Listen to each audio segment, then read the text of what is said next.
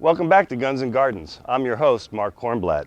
You know, many people ask me what my favorite weapon is for hunting in the zombie apocalypse, whether I prefer a firearm or maybe something a little quieter and more traditional.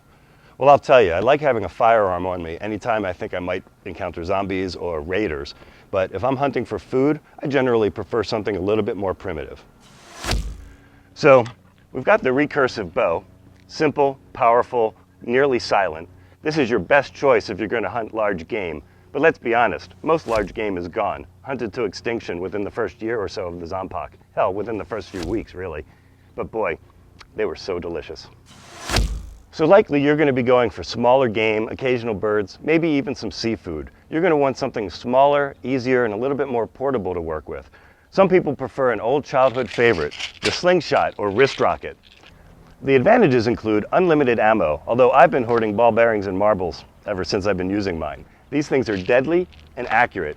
They'll crack a skull, they'll break bones, they'll even kill a small animal outright.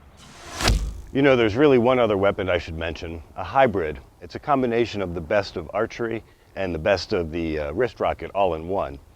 It's called the Sling Bow. So the only thing required to make this modification was to take a dish cleaning brush or even a toilet brush and just tape it to the front of my wrist rocket.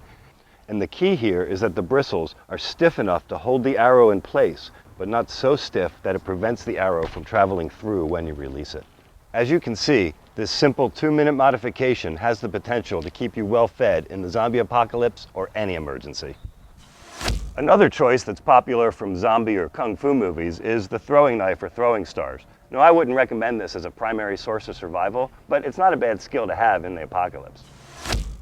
Another great option is the traditional blowpipe and darts, but updated for DIY survival. These might not pack the same punch as a slingshot or wrist rocket, but in the right hands, these can be just as deadly and accurate. And the best part is, these are made from common materials found in just about every home. As you can see, each of these is silent, accurate, and deadly.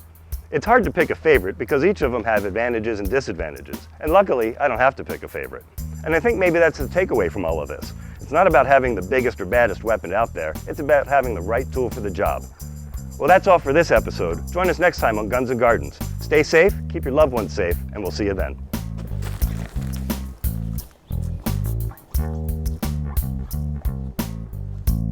Next time you go scavenging, take along this great motion detector.